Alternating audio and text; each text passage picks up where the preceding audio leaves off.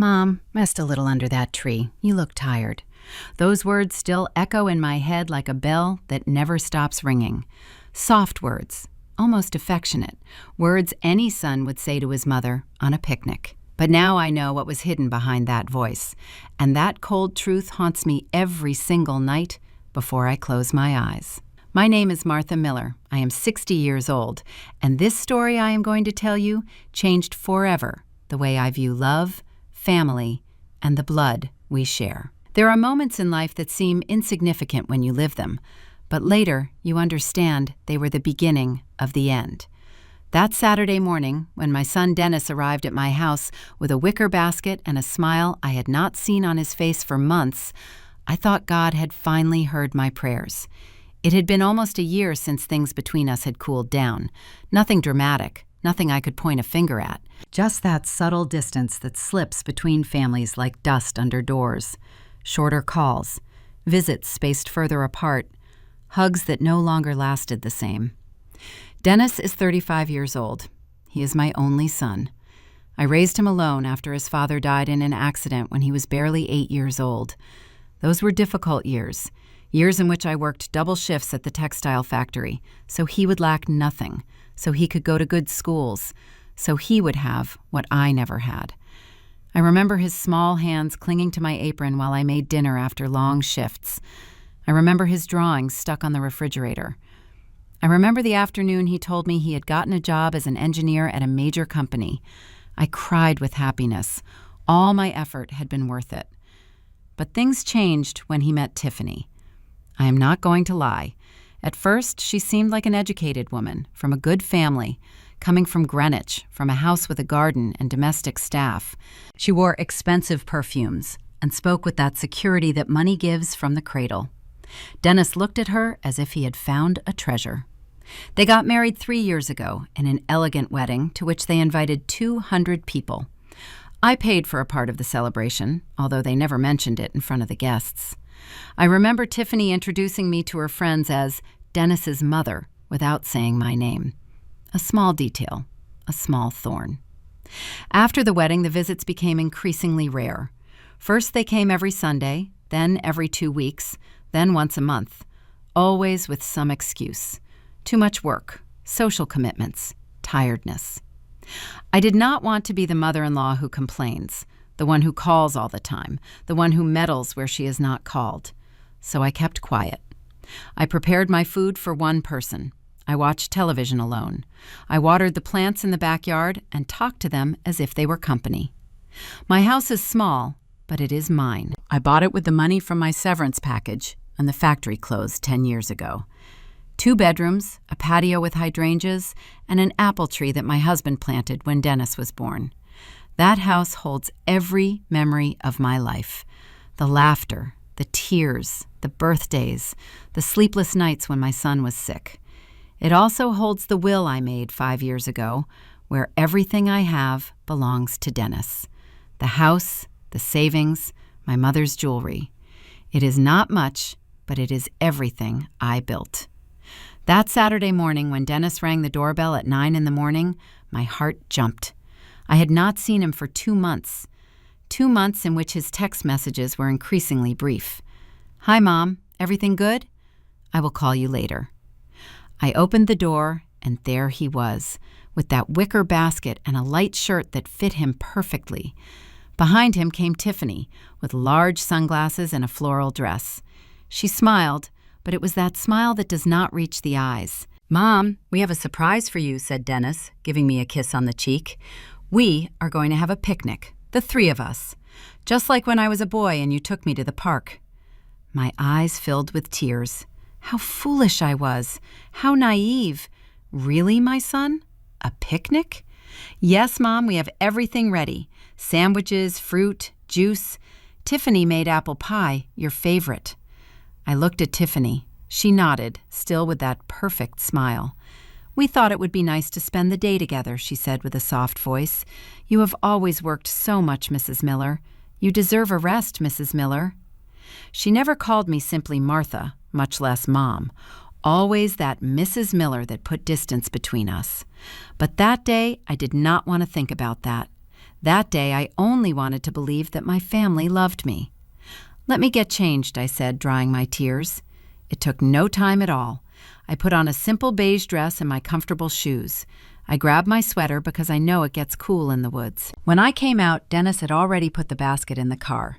A new car, silver gray, that I did not know. "Did you change cars, son?" "Yes, Mom. We did well this year. Tiffany got a promotion at her work." I got into the back seat. They were in the front. As if I were the guest, as if I were no longer central to anything. We left the city. Dennis drove calmly, listening to soft music. Tiffany checked her phone constantly. I looked out the window, watching how the suburbs turned into green fields, into distant hills, into dirt roads. "Where are we going exactly?" I asked after half an hour of driving. "To a special place I found," said Dennis. "It is a beautiful forest, very quiet. There is almost no one there. It is perfect for being with family." Tiffany turned toward me and gave me another one of those smiles. "You are going to love it, Mrs. Miller. It is a place full of peace." Peace! What irony! We kept driving. The road became narrower and narrower, the trees more and more dense. There were no longer houses, no longer signs of civilization, only nature and silence. A part of me began to feel something strange, a discomfort I could not explain, but I silenced it immediately. It was my son, my Dennis, the boy I had raised with so much love. Finally, after almost an hour and a half of driving, Dennis stopped the car in a clearing in the woods.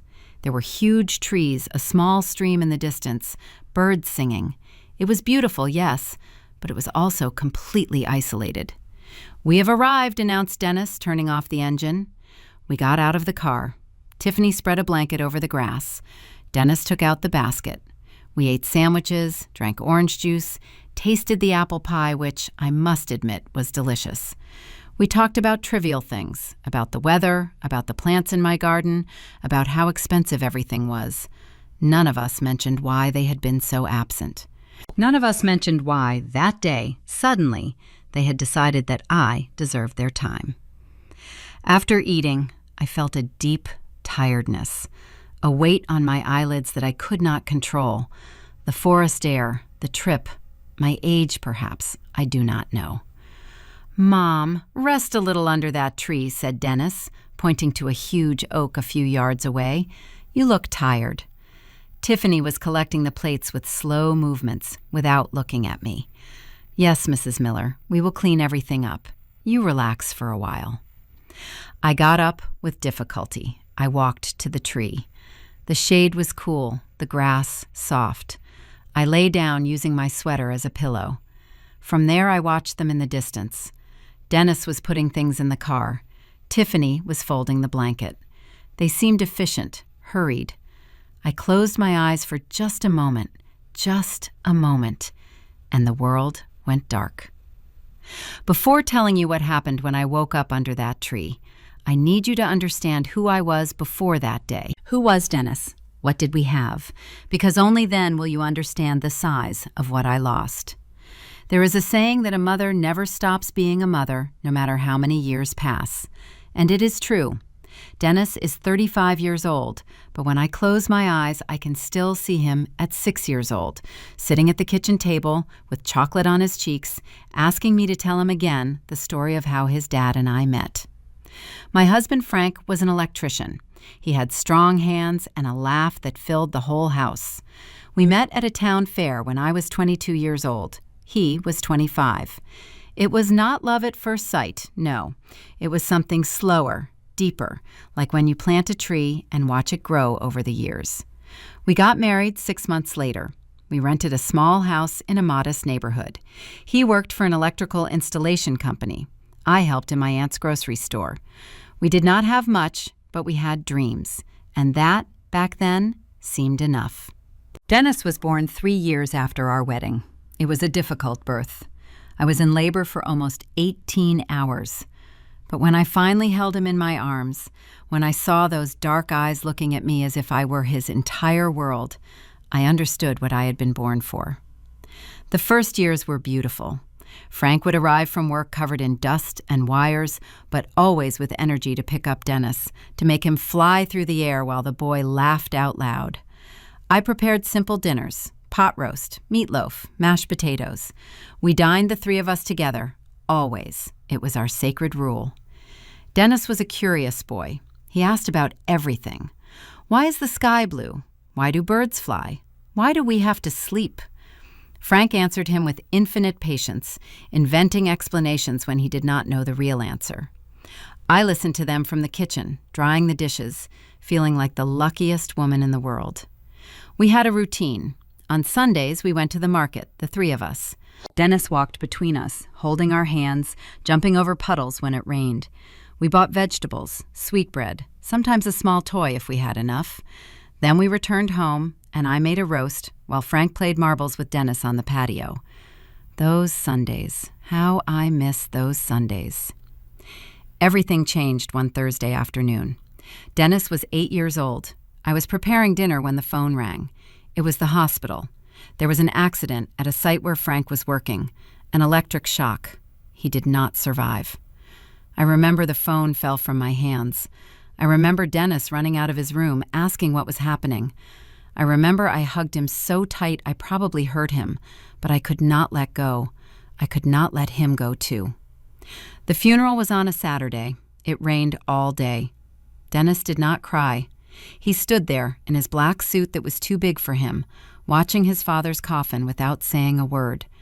That night, when I tucked him in, he finally spoke. "Mom, now who is going to teach me how to fix things?" It broke my heart, but I wiped my tears and told him, "Me, son, I am going to teach you everything you need to know." And I did. I learned to change light bulbs, to unclog pipes, to repair the blender when it stopped working. I learned to be father and mother at the same time, not because I wanted to, but because I had to. The pension they gave me for Frank's death was not enough for much, so I got a job at a textile factory that was 40 minutes from the house. I went in at 6 in the morning and came out at 4 in the afternoon.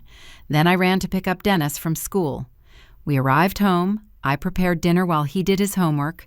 We ate together. I bathed him, tucked him in, and then I stayed awake an hour more doing sewing commissions to make extra money. Those were hard years in which I went to bed with an aching body, with hands swollen from so much sewing. But when I saw Dennis asleep in his bed, with his books well covered, with his clean uniform for the next day, everything was worth it. He was a good student. He never gave me trouble. He did his homework without being asked. He helped in the house without protesting.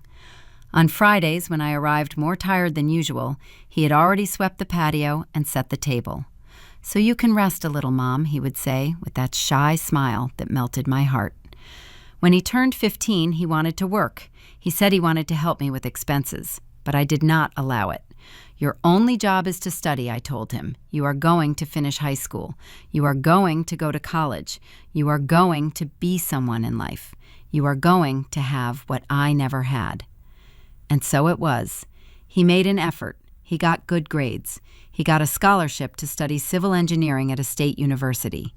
I cried the day he received the acceptance letter. I cried with happiness, with pride, with relief. During his college years, I worked double shifts whenever I could. I wanted him to concentrate on his studies so he would not have to worry about paying fares or buying books. I sacrificed myself. I stopped buying new clothes for me. I stopped going out with the few friends I had left. My entire life revolved around him. But I did not feel it as a sacrifice. I felt it as a purpose. When he graduated at 24, it was one of the happiest days of my life.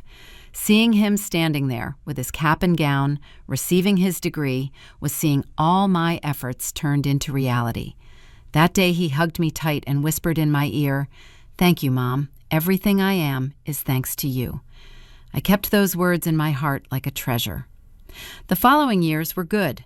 Dennis got a job quickly, first in a small construction company, then in a larger firm. He earned well. He started helping me with the household expenses. He bought me things: a new fan, a modern blender, comfortable shoes. He continued living with me.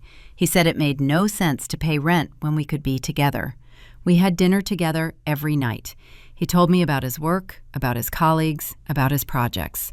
I listened to him attentively, proud of every word that came out of his mouth. When I turned 55, he organized a small party at the house. He invited my sisters, some neighbors, his friends from work. He made a toast that I still remember word for word. To the strongest woman I know, to the one who never gave up, to the one who taught me that true love is shown with actions, not words. To my mom. Everyone applauded. I cried. He hugged me. In that moment, in that precise moment, I thought I had done everything right, that all my effort had been worth it, that my son loved me as much as I loved him. How wrong I was. 2 years later, when I was 57, he met Tiffany. She worked in the human resources department of his company. She came from a wealthy family in Greenwich. Her father had an import business. Her mother had studied abroad.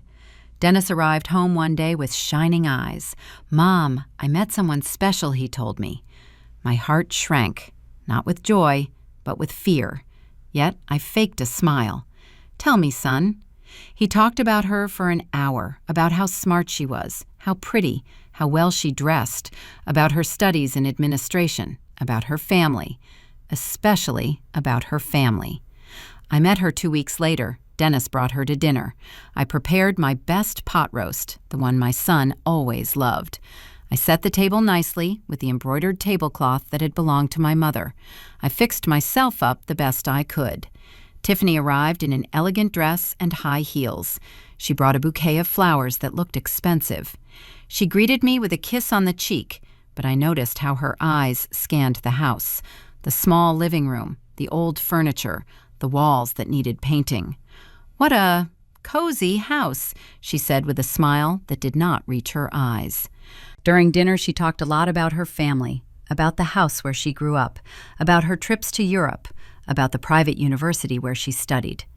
Dennis listened to her enraptured, as if every word that came out of her mouth were pure gold. When she tasted my roast, she said, "It is tasty, Mrs. Miller, although I like it with less seasoning, but it is fine." Mrs. Miller. "No, Martha." "No, Mrs. Martha." Mrs. Miller, as if I were an 80-year-old stranger. That night, after they left, I sat in the kitchen looking at the dirty dishes. Something inside me knew that everything was about to change, and not for the good. Have you ever felt that someone came into your life not to stay with you, but to take away what you love most? That night, for the first time, I felt that fear.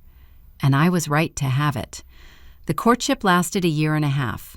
During that time, I watched my son transform into someone I no longer recognized. Dennis started arriving home late. Sometimes he did not even arrive. He stayed at the apartment Tiffany rented in an elegant part of the city. When he came, we no longer had dinner together like before. He ate quickly, looking at his phone, answering messages from her. "Son, do you not want me to make your favorite roast anymore?" I asked him one night. "Oh, Mom, it is just that Tiffany and I are going to have dinner with her parents. You know, we have to make a good impression on the family, as if his own no longer mattered." Tiffany's calls came at any hour. He dropped everything to answer her. If we were talking, she interrupted the conversation. If he was helping me with something in the house, he dropped the tools and went out to the patio to speak with her in private. One afternoon, I asked him to accompany me to the doctor. I had an appointment to check my blood pressure. He always accompanied me since he was young. "I cannot, Mom. Tiffany and I are going to see venues for the wedding." "The wedding?" My heart stopped for a second. "Yes, Mom, I was going to tell you today. I asked her to marry me a week ago. She said yes." He smiled. He was happy, and I had to pretend that I was too, although inside I felt something breaking. "That is good, son. I am very happy for you." But I was not happy. I was scared. The wedding preparations were a whirlwind. Tiffany wanted everything perfect: the most expensive venue, the designer dress, 200 guests, a 5-course menu, a live band. "Is it not too much?" I asked Dennis one night. "We could do something simpler, more intimate." "Mom, it is the most important day of our lives. Tiffany deserves the wedding of her dreams."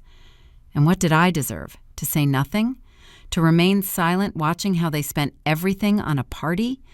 When they talked about the budget, I discovered they did not have enough. Tiffany wanted to invite all her extended family from Greenwich. They wanted to pay for hotels for the out-of-town guests. They wanted fireworks at the end of the night. Dennis came home one afternoon with a look of worry. "Mom, I need to ask you a big favor." I sat on the sofa with a tight stomach. "Tell me, son." "We need a little help with the wedding expenses. It is not much, about $20,000. I will pay you back as soon as I can, I promise." $20,000. Almost all my savings. The money I had gathered for years working double shifts, doing sewing at night, sacrificing everything. I should have said no. I should have set limits. But he was my son, my only son, and he looked at me with those eyes I had known since he was a baby. "It is okay, son. I will help you." I went to the bank the next day. I took out the money. I gave it to him. He hugged me. He told me I was the best mom in the world, that he would never forget this. Tiffany did not even thank me. The wedding was exactly as she wanted. Elegant, expensive, full of people who did not know me. I wore the same dress I had used at my niece's wedding 2 years ago. I did not have money to buy a new one after giving them my savings. During the reception, they seated me at a table in the back, far from the main table, far from my son, next to distant uncles of Tiffany, who did not even speak to me all night. I watched Dennis dance with her. I saw how he looked at her, as if she were the only thing that existed in the world. And in that moment, I understood. I was no longer the first thing in his life. Perhaps I was not even the second. After the wedding, they went to live in a new apartment. They did not invite me to see it until 3 months later. When I finally went, I noticed there were no photos of me, photos of Tiffany's family everywhere, of her parents, her brothers, her grandparents, but none of me. "Son, what about our photos?" I asked carefully. "They are in the bedroom, Mom," he said, without looking me in the eyes. Lie. Later, I went to the bathroom and passed by the bedroom. There were no photos there either. The visits became spaced out, first every 2 weeks, then once a month, then every 2 months, always with excuses, always in a hurry. I kept calling, leaving messages. "Son, how are you?" I said. "It has been a long time since you came. Son, I miss you." The answers were increasingly short. "Everything good, Mom. Right now we are busy. I will call you later." He never called. Do you know what hurts? It is not that they scream at you. It is not that they insult you. It is that little by little they make you invisible, as if you were an old piece of furniture that is no longer useful, as if everything you gave, everything you sacrificed was worth nothing.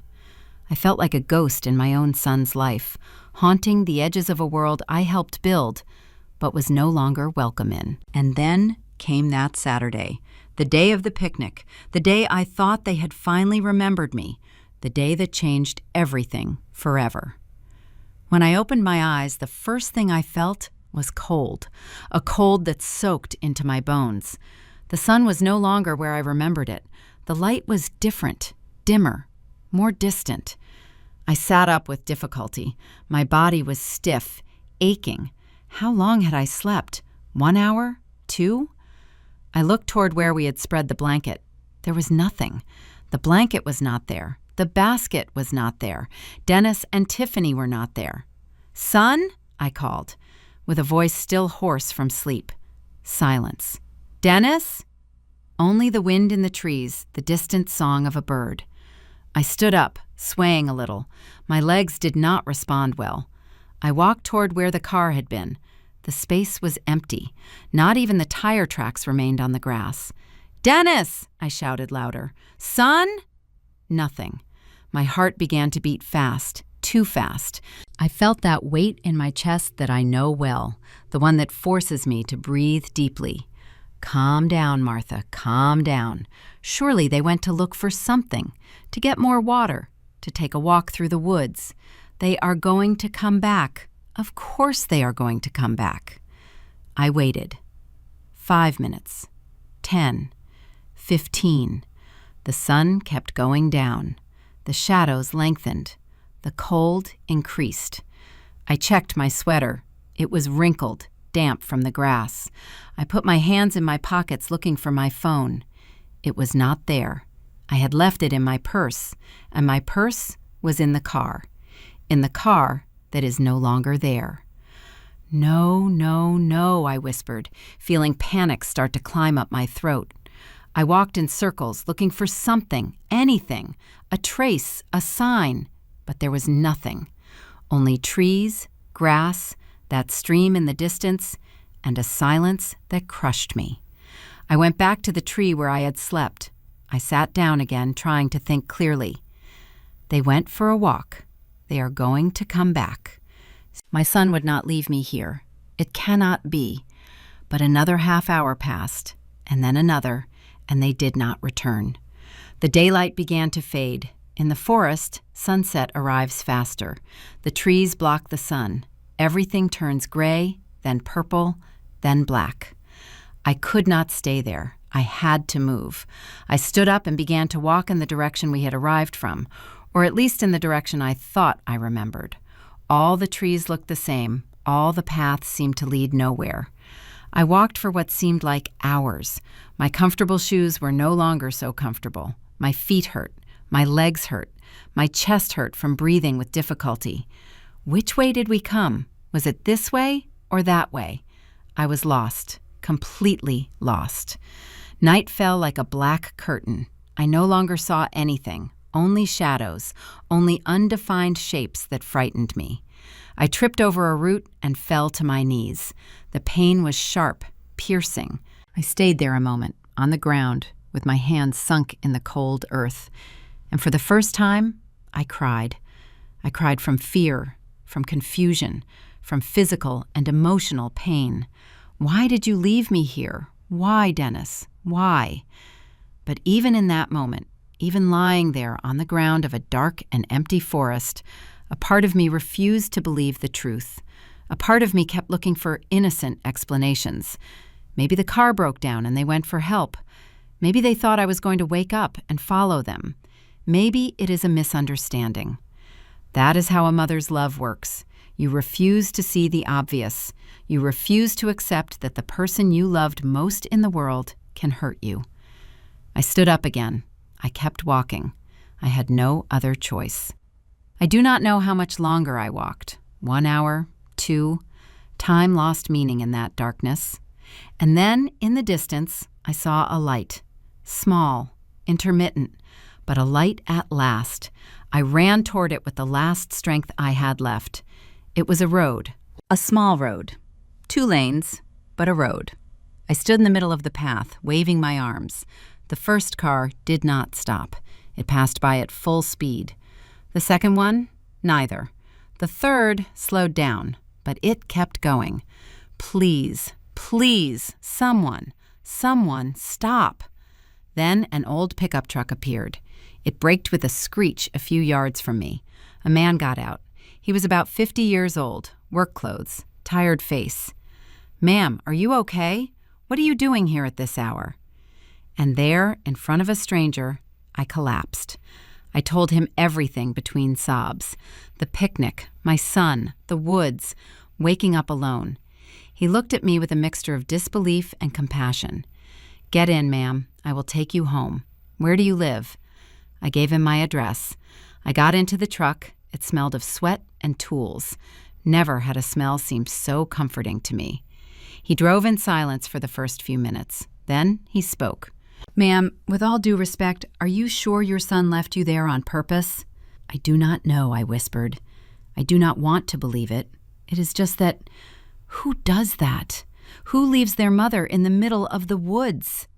I did not answer, because I had no answer, because the truth was still too big, too painful to accept. The trip back took almost 2 hours. When we finally arrived at my neighborhood, it was already pitch black night. It must have been 10, maybe 11. "It is here," I said, pointing to my street. But as we got closer to my house, I noticed something strange. There were cars parked all along the block, cars I did not recognize. Too many cars. And then I saw the lights. The lights of my house were on. All of them. "Do you have company?" asked the man. Not that I know of, I replied with a knot in my stomach. The truck stopped in front of my house. I got down with trembling legs. The front door was ajar. I entered, and what I saw paralyzed me. My living room was full of people, dressed in black, crying, hugging, whispering. In the middle of the living room, where my coffee table always was, there was a memorial shrine. A table with white flowers, lit candles, black ribbons, and in the center, a framed photograph. My photograph, the one they took on my last birthday. Me, smiling, in my beige dress. And under the photo, a sign that said, Martha Miller, rest in peace. Sometimes we trust too much in those we should not. Have you ever been disappointed by someone you loved? There are moments in life when the brain refuses to process what the eyes are seeing. Moments when reality is so absurd, so impossible, that your mind simply stops. That was one of those moments. I stood in the entrance of my own house, seeing my own photograph, surrounded by flowers and candles, while people I had known for years cried for my death. My neighbor Linda was sitting on my sofa sobbing on her daughter's shoulder. My dear friend Brenda was praying in a low voice. Mr. Henderson, the owner of the corner store, was in a corner wiping his eyes with a handkerchief. And in the middle of everything, directing the scene as if he were the owner of the house, was Dennis, my son, dressed completely in black, black tie, black shirt, black pants, with red eyes, with a broken voice, receiving hugs, accepting condolences, acting. Tiffany was next to him, also dressed in black, with a handkerchief in her hand that she used to dry tears that I knew were not real. No one had seen me enter. Everyone was concentrated on their pain. On their theater, I took a step forward. My shoes made a sound against the floor. Linda raised her eyes. Her eyes opened like saucers. The color disappeared from her face. "Good Lord," she whispered. One by one, everyone turned around. One by one, the conversations died down. The crying stopped. The prayer was left unfinished. The silence that fell over my living room was so dense I could feel it on my skin. And then all eyes settled on Dennis. He saw me. His eyes met mine.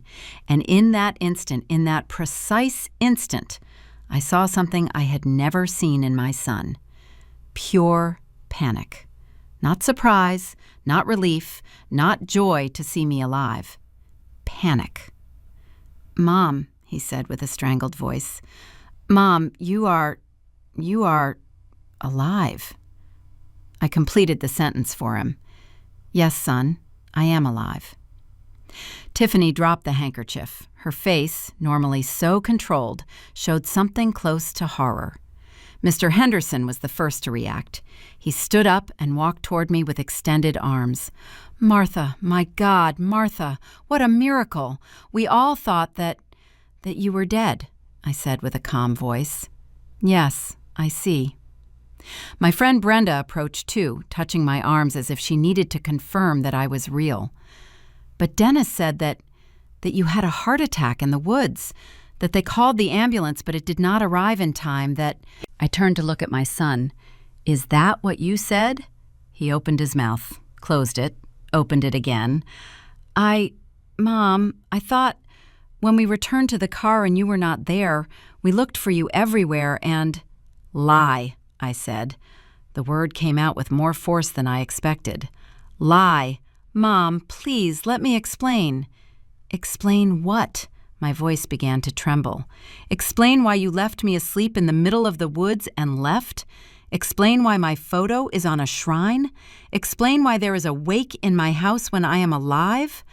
Everyone looked at us. He struggled to breathe. Tiffany touched Dennis's arm as if trying to stop him, but he pulled away. "It was a terrible misunderstanding," he said, approaching me with extended hands. "When we woke up from the nap, you were no longer there. We thought you had gone to the bathroom or for a walk. We waited. We searched for you. We shouted your name, but you did not appear. And then we found your sweater next to the stream, and we thought you had fallen, that you had drowned." Lie after lie, every word was like a stab. "My sweater was with me," I said with a cold voice. "I used it as a pillow under the tree where you told me to rest." He blinked.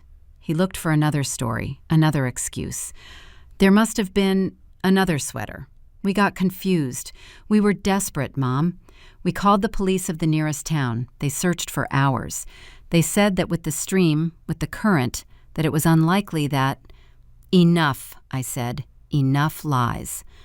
Linda intervened with a trembling voice. Martha, maybe you should sit down. You have gone through something terrible. You are in shock. I am not in shock, I replied. I am seeing clearly for the first time in years. I looked around my living room. All those people. When had they arrived?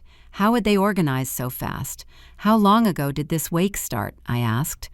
No one answered immediately. Finally, my friend Brenda spoke. Dennis called us this afternoon, around 5.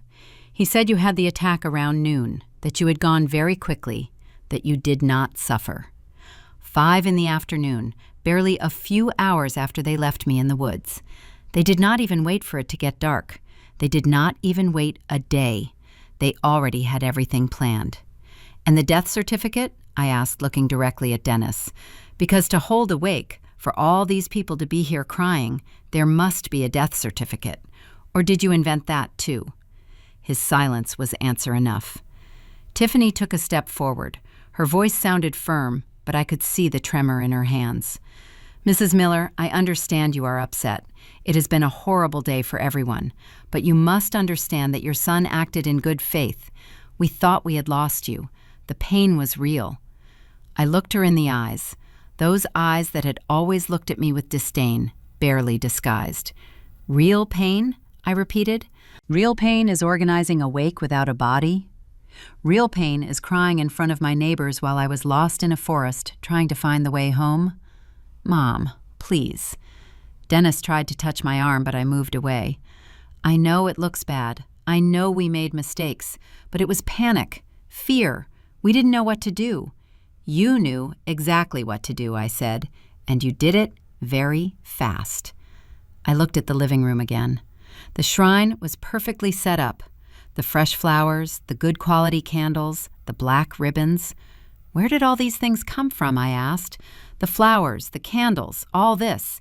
Did you get them in 3 hours? Or did you already have them prepared? Dennis went pale. I bought them on the way. There was a florist that in 3 hours sold you all this, delivered it here, gave you time to set up the shrine, and also call the whole neighborhood to come mourn me? Mr. Henderson cleared his throat uncomfortably. Other people began to exchange looks. The theater was crumbling. I walked toward the shrine. I took my photograph in my hands. It was recent, from my 60th birthday just 2 months ago. Dennis had taken it. I was smiling, happy because he had come to visit me that day. How ironic life is. That photo of happiness was now my memorial portrait. Do you know what hurts the most, I said, still looking at my own face in the frame? It is not that you left me in the woods. It is not that you organized this circus. It is that at no moment, not for a second, did you think to look for me, for real. I turned toward him. The tears finally began to roll down my cheeks, but my voice remained firm. If you really had thought something had happened to me, you would have come back. You would have called a real search and rescue. You would have moved heaven and earth to find me. But you didn't, because you didn't want to find me. That is not true. His voice was barely a whisper. Then tell me, son, tell me the truth. Why is there a wake in my house when I am still alive? He did not answer. He stood there with his hands shaking, with his face composed of fear. And then Tiffany made a mistake that revealed everything. Dennis, do not say anything else, she ordered with a sharp voice. We already talked about this. We need to— She stopped. She realized too late what she had just revealed. We already talked about this. Everyone in the room heard it. Everyone understood. This had not been an accident. It had not been confusion or panic. It had been planned. Linda stood up with a horrified expression. Martha, I think you should talk to the police. No, I said calmly. I am not going to talk to the police. What? My friend Brenda looked at me confused. But Martha, they tried to— I know, I interrupted her. I know exactly what they tried to do. I looked at Dennis, at Tiffany, at these two people who had calculated my death as if it were a transaction. "I want everyone to get out of my house," I said with a clear voice. "Now." There was a moment of hesitation. Then, one by one, the neighbors and acquaintances began to leave. They patted my shoulder. They whispered apologies. They threw glances of judgment toward Dennis and Tiffany. In 5 minutes, the living room emptied. Only the three of us remained. Dennis stood in the same spot like a statue. Tiffany had moved toward the door, calculating her escape. "Mom, I can explain everything," he began. "If you would just let me—" "Explain what?" I interrupted him. "Explain that you abandoned me to die? Explain that you organized my funeral before even confirming my death? Explain that you were already planning to keep my house, my things, my inheritance? It is not like that. It wasn't—" "Tell me the truth," I shouted. And it was the first time in my life I yelled at my son. "For once in your life, tell me the truth." He broke. The tears began to roll down his face. But they were not tears of regret. They were tears of frustration, of having been discovered. "We needed the money," he whispered. "We have debts, many debts. The apartment, the car, the credit cards. Tiffany's parents cut off our support. They said we were adults, that we should manage on our own. And I thought that if you—" He could not finish the sentence. He did not need to. My son had wanted to kill me for money, for a small house in a modest neighborhood, for the few savings I had left after paying for his wedding, for my mother's jewelry that was worth more in sentiment than in dollars. I sat on the sofa. My legs no longer held me. "Get out of my house," I said with a dull voice. "Both of you, now. Mom, let them leave." Tiffany took Dennis by the arm and pulled him toward the door. He resisted, looking at me with those eyes I had once loved more than my own life. "Mom, I am sorry. I am so sorry. Please forgive me." I did not answer. I did not look at him. The door closed behind them, and I was left alone in my house, surrounded by flowers they had bought for my death, by candles burning for a ghost, by a shrine celebrating the end of a life that still beat. I took my photograph from the shrine. I hugged it against my chest. And finally, I let out all the pain. I cried for the son I had lost, not the one who died, but the one who never existed, the one I thought I had raised, the one I thought loved me as much as I loved him. I cried for all the years I sacrificed, for all the dreams I let go, for all the life I did not live because I was too busy living for him. I cried until I had no more tears left, and when I finally dried my eyes, something had changed inside me. Something had broken, but also something had hardened. I was no longer the same Martha who had gotten into that car in the morning. That Martha had died in those woods. The one who returned was another person, a person who had finally opened her eyes. That night, I did not sleep. I sat on my sofa until the sun began to rise, looking at that shrine my own son had built to celebrate my death. The candles consumed themselves slowly. The flowers began to wither, and I stayed there, motionless, processing a truth that still seemed impossible. My son had tried to kill me. Not with a knife, not with poison, but with abandonment, with calculated indifference, with the hope that nature would do the dirty work for him. Do you know how many times I had heard stories like this on television? Stories of children who kill their parents for inheritances, of families destroyed by money. I always thought, how terrible. What kind of person does that? I never imagined that person would be my own son. When Sunday finally dawned, I forced myself to get up. My body was sore. Every muscle hurt from the effort of the previous night in the woods. I had scratches on my arms from branches, bruises on my knees from when I fell, but the physical pain was nothing compared to the other. I went to the kitchen and made coffee. I did it out of pure routine, because my brain needed something familiar, something normal. But when I sat down to drink it, I couldn't. The taste seemed bitter, empty. The phone began to ring at 8 in the morning. It was Linda. "Martha, honey, how are you? I couldn't sleep all night thinking about you." "I am fine," I lied. "Do you need anything? Do you want me to come keep you company?" "No, thanks. I need to be alone." Then my friend Brenda called, then my sister Rose, who lived in Chicago and had already found out through the gossip that travels faster than light in families, then my niece, then Mr. Henderson, everyone asking the same thing.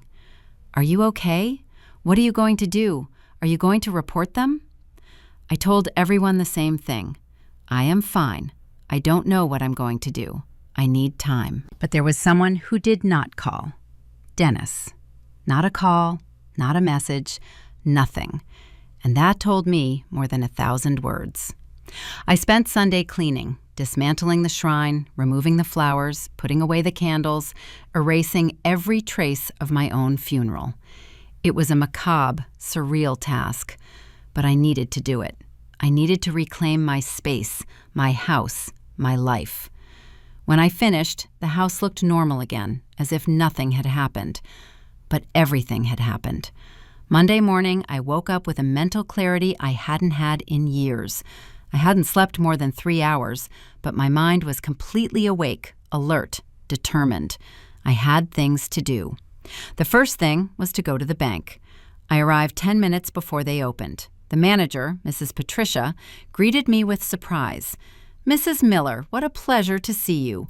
We thought that, well, a rumor spread that I had died," I completed. "Yes, I know, but as you can see, I am still here." She laughed uncomfortably. "That is good. That is good. How can I help you?" "I need to make some changes to my accounts, and I need to review my will." She took me to her office, closed the door. "What kind of changes?" "I want my son, Dennis Miller, to stop being my beneficiary on everything. Bank accounts, life insurance, everything. I want to remove him completely." Mrs. Patricia blinked, surprised. "Are you sure? It is a very drastic change." "Completely sure." "And who will be the new beneficiary?" I had thought about it all night. "My sister Rose. She lives in Chicago. I have her details here." It took us almost 2 hours to make all the changes. Signatures, papers, more signatures. But when I left the bank, I felt as if a weight had been lifted off me. The second thing was to go to the lawyer. Mr. Thompson had handled all my legal documents since I bought the house. He was a man of almost 70 years, formal, discreet. "Mrs. Miller," he greeted me with his grave voice. "I heard about what happened on Saturday. It must have been terrible." "It was," I replied, "and that is why I am here. I need to change my will." He looked at me over his glasses. "Change in what sense?" "Dennis is no longer going to inherit anything. I want to leave everything to my sister Rose and my 2 nephews. The house, the money, everything." Mr. Thompson leaned back in his chair. "I understand, but you must know that the law protects direct descendants. Can you completely disinherit a son?" "It is complicated. Usually there must be a cause, but I can draft the will in a way that Dennis receives the legal minimum possible, or specify the reasons for disinheritance clearly, so that everything else goes to whom you choose." "Do it," I said without hesitating. "Are you completely sure? These are irreversible steps." "Mr. Thompson, my son left me in a forest waiting for me to die to keep my inheritance. Then he set up a fake wake in my house. Do you think I should let him inherit something?" He nodded slowly. "I understand. We will proceed then." It took us another hour and a half. When I left the office with the new documents in my purse, I felt something strange. It wasn't happiness. It wasn't satisfaction. It was liberation. For the first time in 35 years, my decisions did not revolve around Dennis. On Wednesday morning, I received the first call from him. I did not answer. He called 5 more times that day. He left voice messages that I did not listen to. Thursday, he arrived at my house. I was watering the plants on the patio when I heard the doorbell ring. I looked through the window.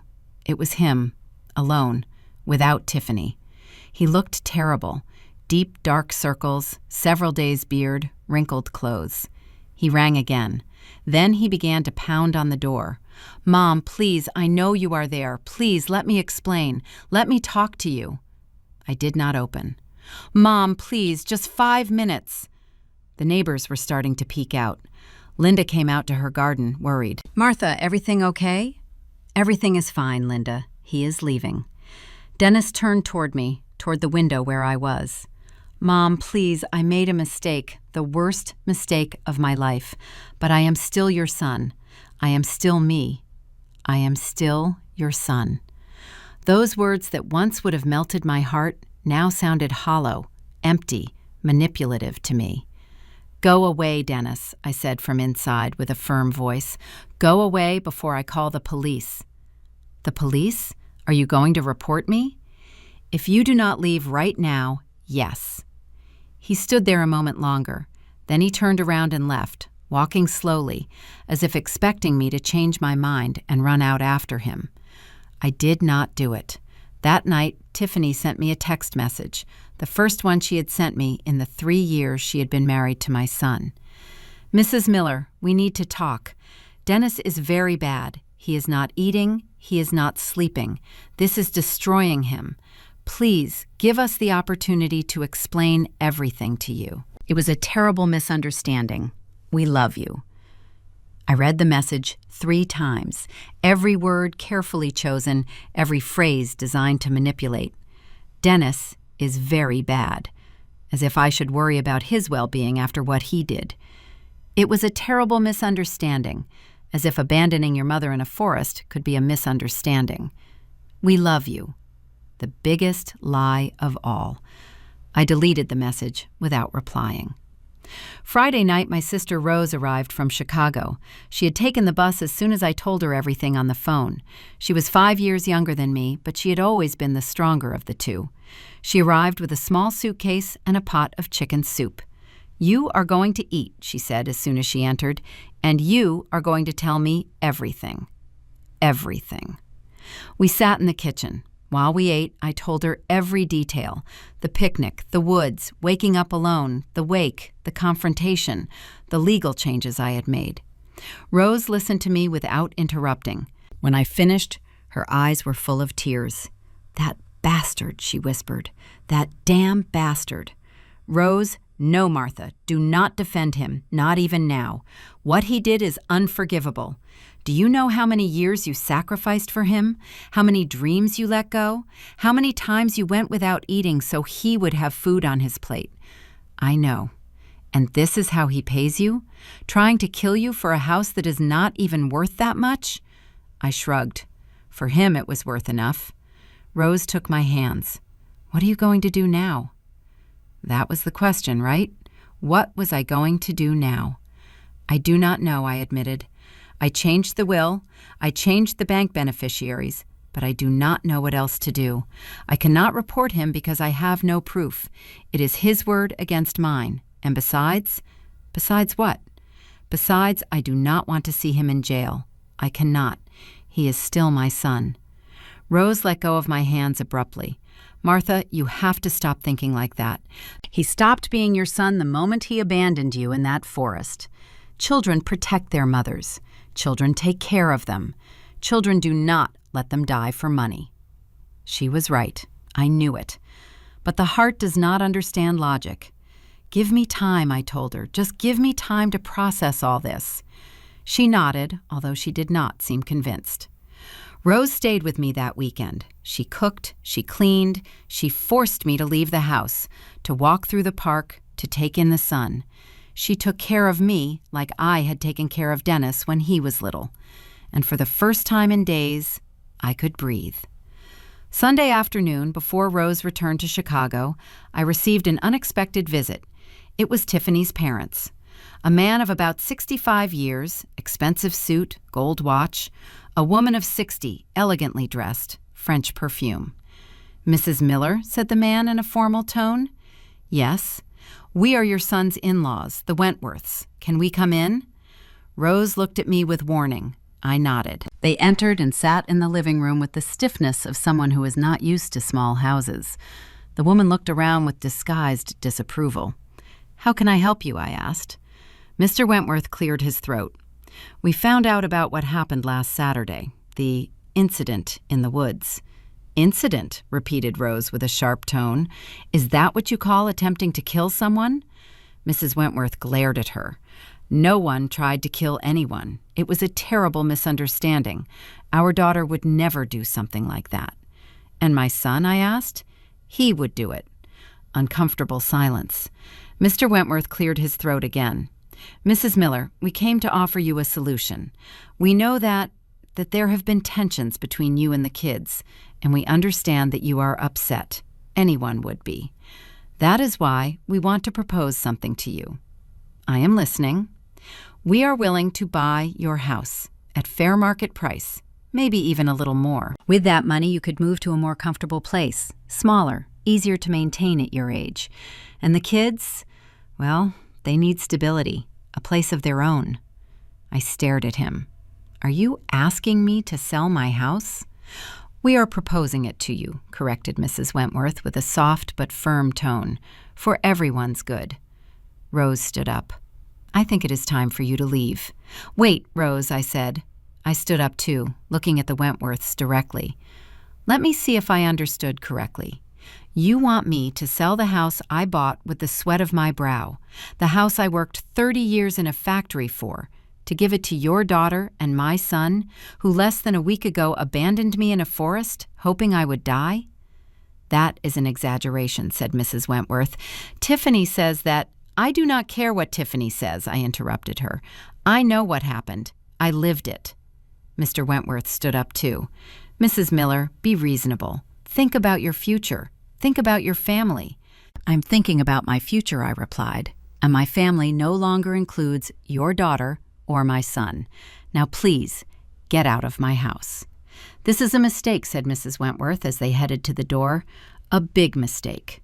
The mistake has already been made by them, I said. I am just living with the consequences. When they left, Rose hugged me tight. I am proud of you, she whispered. And I, for the first time in days, felt something similar to pride, too. That night, after Rose left, I sat in my backyard. I looked at the apple tree that Frank had planted 35 years ago, the hydrangeas I had cared for decades. This house, my house. And I understood something important. It did not matter how much it hurt. It did not matter how much I missed the son I thought I had. I was not going to let them take away the only thing that was truly mine, my dignity. The following weeks were the strangest of my life. On the outside, everything seemed normal. I got up, made my coffee, watered my plants, went to the market, greeted the neighbors, but inside, it was as if I inhabited a different world, a world where everything I had believed true had been revealed as a lie. Dennis kept calling, at first every day, then every other day, then once a week. I never answered. I let the calls go to voicemail. Sometimes, in moments of weakness, I listened to the messages. Mom, please, let me explain. Mom, I miss you. The house feels empty without you. Mom, Tiffany and I are having problems. I need you. Every message was a manipulation. Every word carefully designed to touch my mother's heart. And the worst part is that they worked. Every time I heard his voice, something inside me broke a little more. But I did not call him back. One Monday morning, 3 weeks after the incident, I was at the market buying tomatoes when I saw Tiffany. She was in the vegetable aisle checking avocados. She was wearing expensive sportswear and large sunglasses. She did not see me immediately. I could have left. I could have turned around and avoided the encounter. But something inside me refused to run away. I walked directly toward her. Tiffany. She turned around. Even with the dark glasses, I saw how her body tensed. Mrs. Miller, I did not expect to find you here. It is my market. I have been coming here for 30 years. She took off her glasses. She had dark circles. She looked tired. Good. We need to talk, she said with a low voice. Please, there are things you do not understand. What do I not understand? I asked. That my son and you plan to abandon me in a forest? That you organized my funeral without being sure that I had died? What part exactly do I not understand? A lady buying oranges looked at us with curiosity. Tiffany lowered her voice even more. It was not like that. It was desperation. You do not know the pressure we were under, the debts, the problems with my family, everything. And does that justify what you did? No, of course not. But we need help, Mrs. Miller. Your son needs you. He is destroyed. He is not eating. He is not sleeping. He is falling into a terrible depression. I stared at her. And do you expect me to feel pity for him? I expect you to remember that you are his mother. Something in her tone made my blood boil.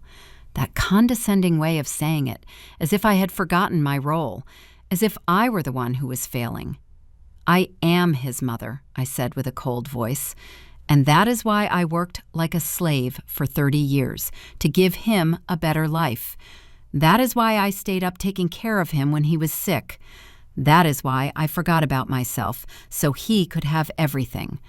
But being a mother does not mean being foolish, and I am not going to let you manipulate me with guilt. I am not trying to manipulate you. Yes, you are, I interrupted her.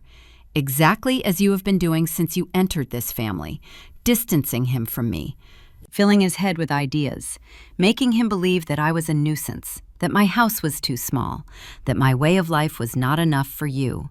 That is not true. No? Then tell me, Tiffany, how many times in these 3 years did you invite me to your house? How many times did you call just to know how I was? How many times did you treat me like family and not like the mother-in-law you tolerated because you had no choice? She did not answer. Her silence was answer enough. Dennis was a good son before meeting you, I continued. He came to visit me. He talked to me on the phone. He worried about me. But you arrived and everything changed. Little by little, you pulled him away. You convinced him that his own mother was less important than your family, than your friends, than your lifestyle. Dennis is an adult, said Tiffany, recovering her defensive tone. He makes his own decisions. Yes, he makes them. And the decision he made was to abandon me in a forest. That decision is irreversible, Tiffany. There is no forgiveness for that. We all make mistakes. This was not a mistake. My voice rose. This was a calculated decision. You planned that picnic. You chose an isolated place. You left me asleep and left. And before it even got dark, you already had my wake set up in my house. That is not a mistake. That is premeditation. A tear rolled down her cheek, but I no longer felt compassion. Please, she whispered, please forgive us. I was the one who convinced Dennis. I told him it was the only way out. It was my fault, not his. There it was, the truth, finally. I knew it, I said. I knew this had been your idea, but he didn't want to. I pressured him. I told him that you were old, that you probably wouldn't last much longer anyway, that we were only speeding up the inevitable. Every word was a stab. Speeding up the inevitable. That was how they saw my life, as something that stood between them and the money they needed. And Dennis agreed with that, I asked. He agreed to speed up the inevitable? She did not answer, but her silence told me everything. My son had chosen between his mother and his wife, between what is right and what is convenient, between love and money, and he had not chosen me. I have nothing else to talk about with you, I said, taking a step back. Tell Dennis to stop calling. Tell him I changed my will. Tell him that when I die, for real this time, he is not going to inherit anything. And tell him that the next time he appears at my door, I am going to call the police. I turned around to leave. You are going to die alone, shouted Tiffany behind me, without a son, without family, without anyone to take care of you. Is that what you want? I stopped. I turned around. I prefer to die alone with dignity than to live surrounded by people who wish for my death. I left the market without buying anything. My hands were trembling. My heart was beating too fast, but for the first time I felt I had said everything I needed to say. That afternoon, Dennis appeared at my house. He did not ring the bell. He simply stood outside, on the sidewalk, looking at the door. I saw him from the window. He looked worse than the last time, thinner, paler, as if he hadn't slept in days. A part of me, that mother part that 35 years of love cannot erase, wanted to run out, wanted to hug him, wanted to tell him everything would be okay. But I didn't do it. I stayed behind the curtain, observing him. After 10 minutes, he took out his phone and dialed. My phone began to ring. I did not answer. He left a message. I did not listen to it. He stayed there standing another 20 minutes. Then he sat on the curb. Then he leaned against the wall. An hour passed. 2. The neighbors began to notice. Linda came out to sweep her entrance just to have an excuse to look at him. Mr. Henderson walked by, walking his dog twice, observing. Finally, when it was getting dark, Dennis stood up, looked toward my window one last time, and left. That night, I could not sleep. I lay staring at the ceiling, thinking about everything, about the good years, about the happy moments, about the boy he once was and the man he became. At what moment did I lose him? Was it gradual? Or was there a specific moment when my son disappeared and was replaced by this person I do not recognize? The next day, Wednesday morning, I received a certified letter. It was from a lawyer. Dennis was suing me. I read the document with disbelief. He accused me of arbitrary deprivation of inheritance. He argued that I had disinherited him without justified cause. He asked a judge to annul the changes to my will and restore his rights as only son. He attached witness statements, Tiffany's parents, some of his friends, all declaring that I had acted in an irrational and unstable manner after a family misunderstanding. Family misunderstanding. That is what they called it now. I immediately called Mr. Thompson, my lawyer. I already found out, he said before I could speak. I got a copy of the lawsuit this morning. Can he do this? Can he sue me for changing my own will? He can try, but he is not going to win.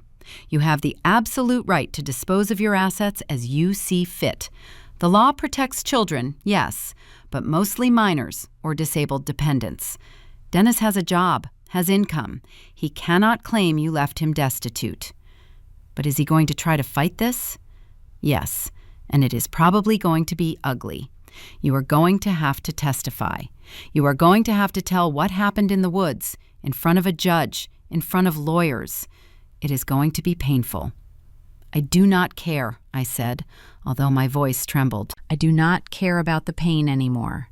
I just want this to end. It will end, assured Mr. Thompson, but it is going to take time. He was right. The following months were a legal nightmare. Hearings, statements, documents. Dennis's lawyer was aggressive, surely paid for by the Wentworths. He painted me as a confused old woman, senile, incapable of making rational decisions. Mrs. Miller is 60 years old, he argued in one of the hearings, an age when many people begin to experience cognitive decline. It is clear she has been influenced by relatives seeking to keep her assets. He referred to Rose, my sister, who had taken care of me when no one else did. I had to testify. I had to tell the story of the woods in front of a judge, in front of Dennis, in front of Tiffany and her parents. I had to relive every moment. The picnic, the abandonment, waking up alone, the wake. Dennis cried while I spoke, but I no longer believed in his tears. His lawyer tried to discredit my story. Do you have proof that your son abandoned you intentionally? Photographs, recordings, witnesses? No, I admitted, but there is the wake. There is the fact that he set up a funeral without a body, without a death certificate, barely hours after supposedly losing me. My client already explained that. It was the panic of a desperate son who thought he had lost his mother. No one organizes a wake in 3 hours if they are really looking for someone. The process lasted 4 months. 4 months of hearings, of lawyers, of cold stares between Dennis and me. Finally, on a Thursday afternoon in November, the judge gave his sentence. Considering the testimonies presented, the documentary evidence, and applicable law, this court determines that Mrs. Martha Miller acted within her legal rights in modifying her will. There is no evidence of coercion, undue influence, or mental incapacity. Mr. Dennis Miller's lawsuit is rejected. Legal costs will be covered by the plaintiff. I won, but it did not feel like a victory. I left the courthouse that day and saw Dennis leaning against a post, smoking a cigarette. I had never seen him smoke before. Our eyes met. He put out the cigarette, walked toward me, stopped 6 feet away. "Are you happy now?" he asked with a hoarse voice. "Did you feel powerful?" This was never about power. Then what was it about? About punishing me? About making me pay for a mistake? "It was about surviving," I replied, "about remembering that my life has value, that I have value. You are still my mother, and you are still my son, but that no longer means the same as before." He came a step closer. "So this is it? This is how it ends? 35 years reduced to this?" I felt the tears burn my eyes, but I did not let them fall. "It ended when you left me under that tree," I said. "Everything else has been just consequences." "I hate you," he whispered, but his voice cracked. "I know," I replied, "and still, a part of me still loves you. But that part is no longer enough to forgive the unforgivable." I turned around and began to walk. "Mom!" I stopped. I did not turn around. "Someday, you are going to need me," he said, "and I am not going to be there." "I know," I repeated, "but I am going to learn to live with that." And I kept walking. I got on the bus. I sat next to the window. I watched the city pass in front of me, people living their lives, families walking together, mothers with their adult children. And I understood that my story with Dennis had ended, not with forgiveness, not with reconciliation, but with a clean cut. Sometimes the greatest love you can give is letting go, even when it hurts, especially when it hurts. I still wonder if I did the right thing. And you? What would you have done in my place? The first days after the sentence were strange. I did not feel relief. I did not feel triumph. I only felt emptiness. An emptiness so deep that sometimes it scared me. It was as if I had won the battle, but lost the war. As if I had saved my house, but lost my home. Because a house without family is not really a home, right? It was Friday night when Rose called me from Chicago. "How are you?" she asked, with that soft voice she used when she knew I wasn't okay. "I am here," I replied. That is not an answer. It is the only one I have. She sighed on the other end of the line. "Martha, you won. The judge agreed with you. Dennis cannot touch you legally. You should be celebrating." "Celebrating what?" I asked. "That my son hates me? That my family was destroyed? That I am going to spend the rest of my life alone?" "You are not alone. You have me. You have your nephews. You have neighbors who love you. Linda asks about you every day." She was right, but it wasn't the same. For 35 years, my identity had revolved around being Dennis's mother. Every decision I made, every sacrifice I made, every dream I let go was for him. And now that he was no longer in my life, who was I? That question haunted me every night before sleeping. Saturday morning, I forced myself to get up early. I dressed, combed my hair, went out to the patio, and started working in the garden. The hydrangeas needed pruning. The apple tree had dry branches. The rose bushes were neglected. For months, while dealing with lawyers and hearings, I had let everything wither. I worked for hours under the sun, my hands filled with dirt. My back began to ache, pulling weeds, cutting the dead so the new could grow. Wasn't that exactly what I had done with my life? Linda peeked over the fence. "Martha, honey, do you need help?" "No thanks, Linda. It does me good to stay busy." "Did you eat something already?" "Not yet." 5 minutes later, she appeared at my door with a Tupperware of chicken and rice. "Eat," she ordered. "You cannot work on an empty stomach."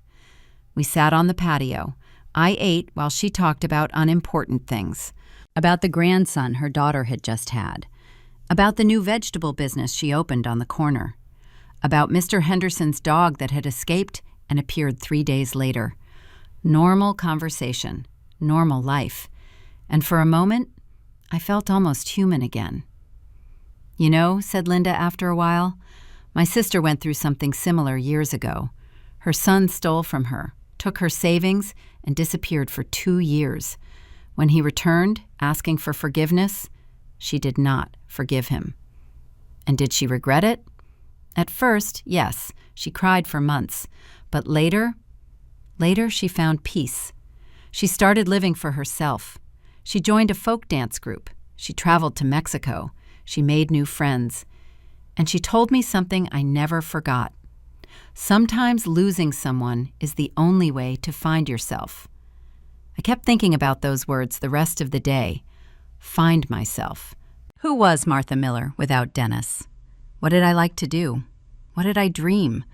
What did I want from what was left of my life? I had no answer because I had stopped asking myself those things 35 years ago. On Sunday, I went to Mass for the first time in months. I sat on a bench at the back of the church and listened to the priest talk about forgiveness, about letting go of grudges, about healing wounds. But he also spoke about boundaries, about dignity, about the self-love God wants us to have. Forgiving does not mean allowing them to keep hurting you, he said. Forgiving means freeing yourself from the weight of hate. But it also means protecting yourself from more harm. And that is okay. That is wise. I left the church with something resembling clarity. I could forgive Dennis someday, when my heart was ready. But forgiving did not mean letting him back into my life. It did not mean forgetting what he had done. It did not mean gifting him my house, my dignity, my peace of mind. Forgiving meant letting go of hate and building something new with what remained. Monday morning, I made a decision. I called Mr. Thompson, my lawyer. "I need to do something else," I told him, "something additional to the will."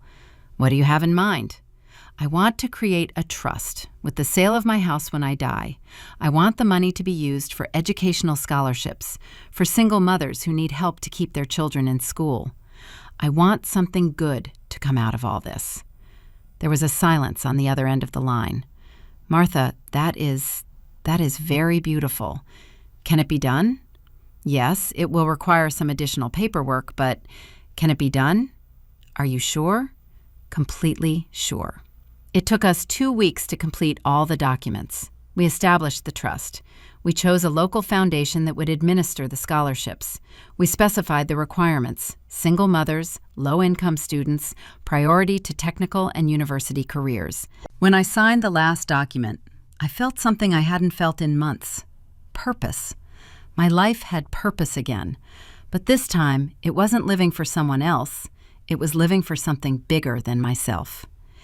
In December, Rose invited me to spend the holidays in Chicago with her and her children. "I don't want you to be alone on Christmas," she insisted. "Come, we will cook together, we will laugh, we will make new memories." I accepted. It was the first Christmas in 35 years that I didn't spend with Dennis, and it hurt. I'm not going to lie.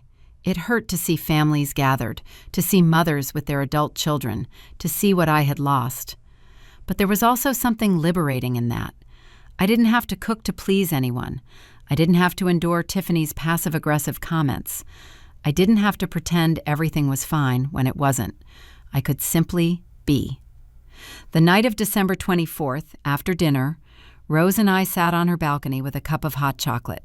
"Do you know what day is tomorrow?" she asked. "Christmas?" "Yes, but it is also the day your new life starts, life after Dennis." "I don't know if I'm ready." "No one is ready to start over," she said, "but you do it anyway because the alternative is staying stuck in pain forever." She was right. In January, I turned 61. There was no big party, just Rose, my 2 nephews, Linda, my friend Brenda, and Mr. Henderson. We ate cake, talked, laughed, and for the first time in a long time, the laughter felt genuine. My youngest niece, Patty, gave me something unexpected, a blank diary with a note that said, "So you write your story, the real one, not the one others told for you." That night, after everyone left, I opened the diary. I looked at the first blank page for almost an hour. Then I took a pen and wrote, "My name is Martha Miller. I am 61 years old, and this is my story. Not the story of someone's mother, but my story." I didn't write much that night, just that line, but it was enough. In February, something unexpected happened. I was at the market buying vegetables when a young woman approached me. She must have been about 25, pregnant, with a small child holding her hand. "Are you Mrs. Miller?" she asked shyly. "Yes. Do we know each other?" "Not personally, but I heard your story from my neighbor, who is a neighbor of your friend Brenda, and I wanted to tell you something." "What thing?" "Thank you," she said with tears in her eyes. "Thank you for being so brave." Brave? My mom spent her whole life sacrificing for her children. She worked herself to death. She forgot about herself. And when she could no longer work, my brothers put her in a nursing home. They don't visit her, they don't call her, and she keeps saying she forgives them, that they are her children, that she understands them. She swallowed hard. But I don't understand her. I saw how they treated her, and it made me angry. And then I heard your story, about how you set boundaries, about how you defended yourself. And it made me realize that it is okay. It is okay not to accept mistreatment, even from family. It is okay to choose oneself. She wiped her tears. So thank you. Your story gave me permission to visit my mom and tell her that she also deserves dignity, that she also has worth. And now she is living with me. It is not easy, but it is the right thing. I didn't know what to say. I stood there, feeling something move inside my chest. My story had helped someone. My pain had served for something. "I am glad," I finally said. "I am very glad your mom has a daughter like you." She smiled, gave me a quick hug, and left with her son. I stood there for several minutes, processing what had just happened. All this time, I had thought my story was only about loss, about pain, about failure as a mother. But maybe it was also about something else, about finding the strength to say no more, about dignity, about the courage to put yourself first when everyone expects you to sacrifice. That night, I wrote in my diary for hours. I wrote about the picnic, about the woods, about the wake, about everything that had happened. But I also wrote about the lessons, about what I had learned, about the woman I was becoming. In March, Linda invited me to join her knitting group. They met every Thursday afternoon at the community center. "I don't know how to knit," I told her. "No one knew when they started," she answered. "Come, it will be good for you to be with people." I went, and it was uncomfortable at first. All those women who had known each other for years, all with their shared stories, their inside jokes. But little by little, I began to feel part of the group. I learned to do basic stitches, shared coffee and cookies. I heard stories from other women, stories of loss, of overcoming, of finding themselves after pain. And I discovered I was not alone, that there was a whole community of women who had survived tragedies and come out the other side. One of them, Mrs. Carmen, was 72. Her husband had left her after 40 years of marriage for a younger woman. "I thought I was going to die," she told me. "Literally thought my life was over. But here I am, 10 years later, happier than I ever was with him." "How did you do it?" I asked. "How did you move forward?" "One day at a time," she said simply, and allowing myself to feel the pain without drowning in it. I cried when I needed to cry. I got angry when I needed to get angry. But I also got up every morning and chose to live. I chose to live. Those words stayed with me. In April, I did something I had never done in my life. I traveled alone. Rose had been insisting for months, "Come to Chicago for a week, or let's go somewhere together, to Florida, to Nashville, anywhere." But I didn't want to go with Rose, not because I didn't love her, but because I needed to prove to myself that I could do it alone. I chose Charleston. I had always wanted to go. I had always seen photos of the historic downtown, of the churches, of the crafts, but I had never gone because Dennis never had interest. I booked a small hotel downtown, bought my bus ticket, packed a suitcase, and went. The bus ride took almost 10 hours. 10 hours of seeing the landscape change, of small towns, of mountains, of open skies. 10 hours of being alone with my thoughts. And for the first time, I didn't feel fear. I arrived in Charleston on a Saturday afternoon. The hotel was modest, but clean. My room had a window that faced a small street full of colors. I went out to walk. The downtown area was full of life, musicians playing, craft vendors, tourists taking photos, families eating ice cream. I sat on a bench and simply watched. No one knew me there. No one knew my story. I wasn't the lady whose son abandoned her in the woods. I wasn't Dennis's mom. I was just Martha, a 61-year-old woman sitting on a bench in Charleston, watching the world go by. And it was liberating. I spent 5 days in Charleston, visited old plantations, walked through craft markets, ate shrimp and grits, took photos. I bought a scarf for Rose and some ceramic mugs for myself. And at night, I wrote in my diary. I wrote about the beauty around me, about conversations with strangers, about the feeling of walking through old streets without having to rush to get anywhere. I wrote about freedom. The last day before returning home, I entered a small church. I sat on a bench in the back. I didn't pray. I just sat there in silence. And then, without planning it, without forcing it, I felt something I hadn't felt since before the woods. Peace. It wasn't happiness, it wasn't oblivion, but it was peace. The peace of knowing I had survived, that I had chosen dignity over toxic love, that I had set boundaries, that I had defended myself. The peace of knowing I still had life ahead, and that life could be mine. When I returned home, something had changed. My house no longer felt empty. It felt mine. I rearranged the furniture. I painted the living room a soft yellow color that I had always liked, but never dared to use because Dennis said it was too bright. I hung new photos of Rose, of my nephews, of my friends from the knitting group, of Charleston, photos that made me smile. In May, I received a letter. It was from Dennis. My hand trembled when I opened it. Part of me didn't want to read it, but another part needed to know. I am sorry. I am so, so sorry. There are no words to express what I feel. Then came the explanations, the debts, the pressure from Tiffany, the problems with her parents, the panic, the desperation. I thought there was no other way out, he wrote. I thought that if you were no longer here, our problems would be solved. But I was wrong. I was wrong about everything. The letter continued. He told me that he and Tiffany had separated, that he had lost his job, that he was living in a small apartment, alone, trying to rebuild his life. I miss you, Mom, he wrote. I miss your voice. I miss your food. I miss feeling loved unconditionally. I know I don't deserve your forgiveness, but if someday, at some point, you could find a way to forgive me, I promise I will spend the rest of my life showing you I have changed. It ended with, you will always be my mother, and I will always be your son, even if I no longer deserve to be. I read the letter 3 times.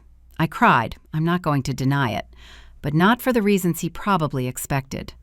I cried for the son who could have been and wasn't. I cried for the years we lost. I cried for the relationship that died in those woods. But I didn't cry from regret. I put the letter in a drawer. I didn't throw it away, but I didn't answer it either, because I had learned something important in these months. You can love someone and still keep distance. You can forgive without forgetting. You can let go without hating. And you can choose your own peace over the love that destroys you. That night I wrote in my diary, today I received a letter from my son. He asked for forgiveness, and I think someday, when my heart is ready, I will be able to forgive him for real.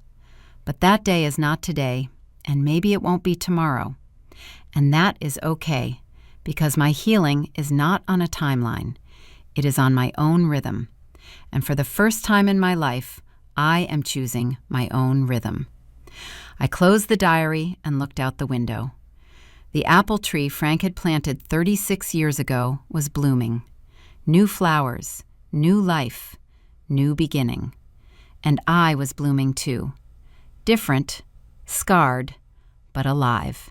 And that was enough. The following months were silent witnesses to how life has its own way of doing justice. It wasn't something I sought. It wasn't revenge.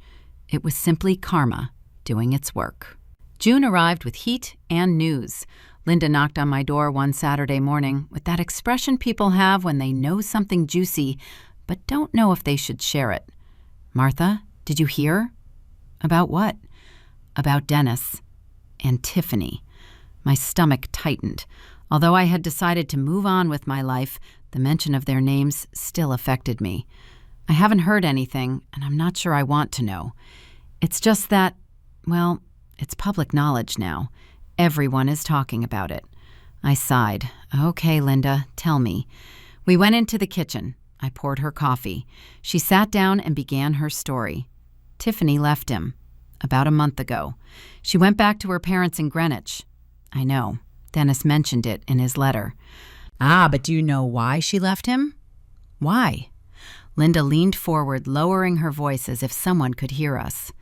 "Because she met another guy, a rich businessman from Greenwich, and turns out she was already seeing him before she separated from Dennis. My friend's sister works at the same country club where they met several times." I stayed silent, processing the information. "But wait, there's more," Linda continued. "Turns out Tiffany asked Dennis for a divorce and is fighting to keep the apartment they bought together. She says she put the down payment with money from her parents, even though Dennis has been paying the mortgage these 3 years. And how do you know all this? Mr. Henderson ran into Dennis at the supermarket 2 weeks ago. He says he looked terrible, skinny, gaunt, talking to himself. He told him everything, that Tiffany already has lawyers, that she is leaving him practically on the street, that she blocked all the credit cards they shared." I didn't feel satisfaction hearing this, only a deep sadness. My son had chosen that woman over me. He had planned my death for her, and now she was abandoning him in the cruelest way possible. "And his job?" I asked. "Is he still out of work?" They fired him 3 months ago for constant absences. Apparently he was falling into, well, drinking. Mr. Henderson's cousin works at the same company. He says Dennis arrived with alcohol breath, that he made a big mistake on a project that cost the company a lot of money. I felt a weight in my chest. As much as he had hurt me, he was still my son, and knowing he was destroying himself gave me no joy.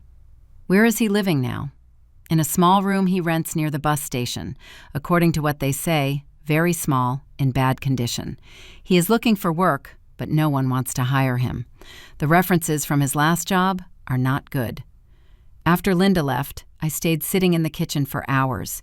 Part of me, that part that had been a mother for 35 years, wanted to go look for him, wanted to bring him back, wanted to take care of him, save him.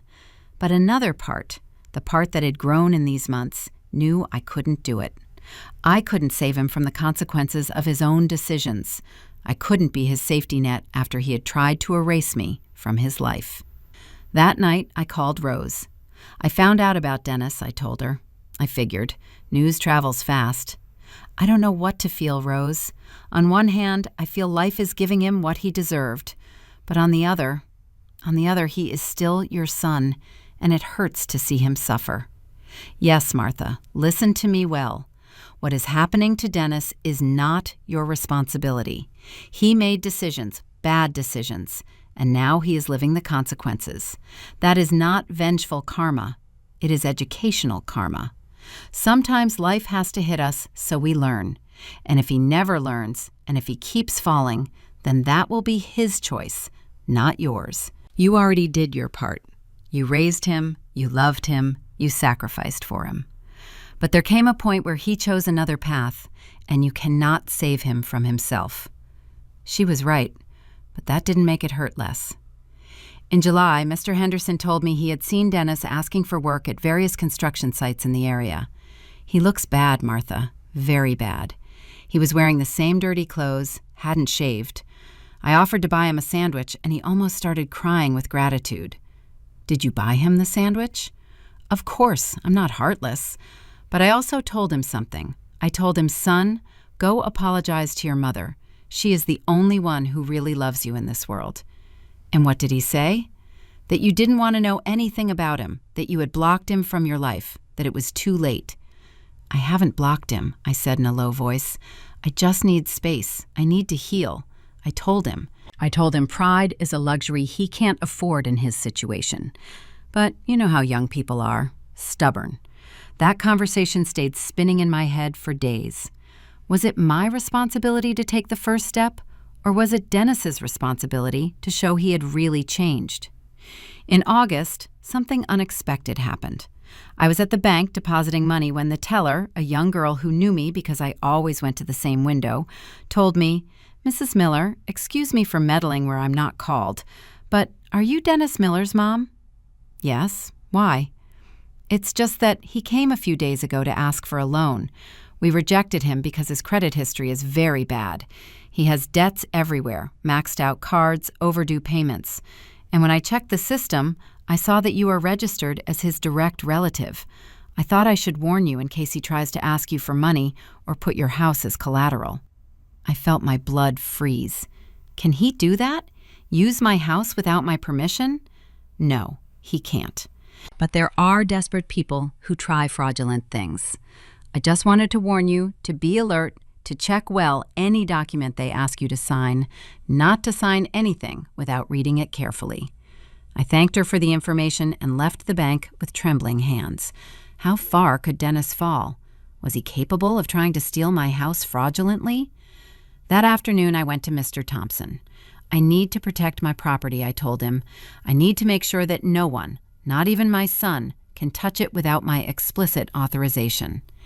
It is already protected, Martha. The documents we signed are very clear. But if you want to be calmer, we can put an additional alert in the public registry. Any attempt to modify anything related to your property will be notified to you immediately. Do it, please. I left the notary feeling a little safer, but also sadder. What had we become? Enemies? Strangers? People who had to protect themselves legally from one another? In September came Dennis's birthday, 36 years. I didn't call him. I didn't send a message, but I thought about him all day. I thought about the boy he had been, about the young man who graduated with honors, about the man who was once my pride, and I wondered where I had failed. That night, Rose called me as if she had felt my sadness through the phone lines. Stop blaming yourself, she told me without preamble. I know what you are thinking. And no, you did not fail as a mother. How do you know? Because I know you. Because I know today is Dennis's birthday, and I know you are sitting there wondering what you did wrong. It's just that something must be wrong, Rose. Children aren't born like this. No, they aren't born like this. But it isn't all the parents' fault either. Dennis made his own choices. He chose money over love. He chose Tiffany over you. He chose the easy path over the right path. Those were his decisions, not yours. But I formed him. I raised him. And you gave him love, values, education, everything. But he also has free will. And with that free will, he chose wrong. That doesn't make you a bad mother. It makes you the mother of a son who chose wrong. Her words gave me some comfort, but not completely. In October, my friend Brenda told me she had seen Dennis at a flea market selling used clothes. I didn't want to tell you, she confessed, but I thought you should know. He looked, oh, Martha, he looked so bad, thin, hunched over, as if he carried the weight of the world on his shoulders. Did you talk to him? I said hello.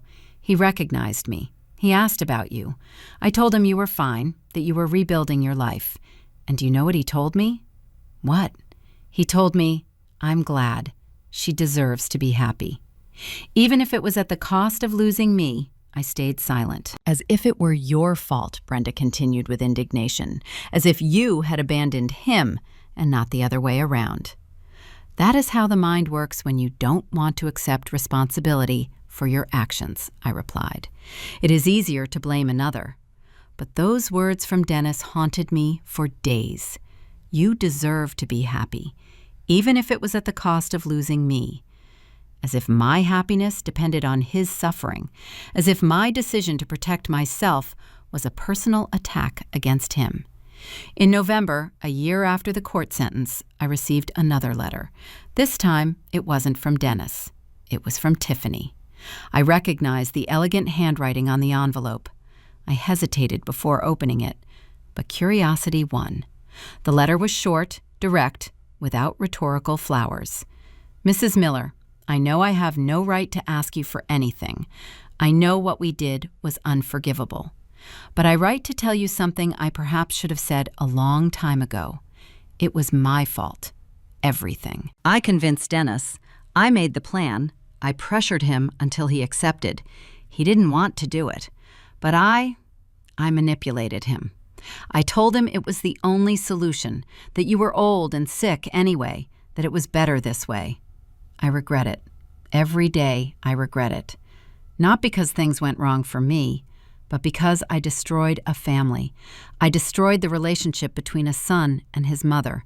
I destroyed a good man who let himself be corrupted by my ambition. I don't ask for forgiveness. I don't deserve it.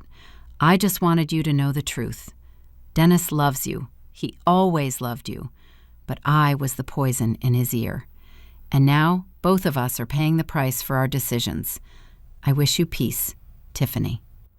I read the letter twice, then I burned it in the sink. Not because I was angry, but because I no longer needed her confession. I no longer needed someone else to carry the blame. What had happened, happened, and both, Dennis and Tiffany, had been responsible. One for planning, the other for executing. And both were now living the consequences. December arrived with cold and an unexpected call. It was from General Hospital. A nurse informed me that Dennis had arrived at the ER, a fainting spell from malnutrition and dehydration. He had been unconscious for several hours. When he woke up and they asked who to call, he gave my name. "Will you come, ma'am?" asked the nurse. "He is asking for you." I remained silent for several seconds that seemed eternal. "Is he in danger?" "No, he is stable now, but needs rest and proper nutrition. The doctor recommends someone take charge of him for a few days." "I understand," I said. "Can I speak with the doctor?" They passed me to the on-call doctor, a young man with a tired voice. "Your son is very bad, ma'am. Not just physically, also emotionally. When he woke up, he started crying. He says he can't take it anymore, that he has no one, that he has hit rock bottom." "Doctor, can I ask you an honest question?" "Of course. Do you think he is in real danger, or do you think he is looking for me to come running?" There was a pause. "Honestly, I think he is in both situations. Yes, he is physically bad, but I also think he needs psychological help and possibly is hoping you will be the one to rescue him." "Thank you for your honesty, doctor. Will you come?" "No," I said after breathing deep, "but please make sure he receives the medical attention he needs. If he has expenses he cannot cover, I will cover them, but I will not go." "I understand. Do you want to leave a message for him?" I thought for a long moment. "Tell him I hope he recovers, that I wish him the best, but that he needs to learn to save himself, because I can no longer do it for him." I hung up the phone with trembling hands.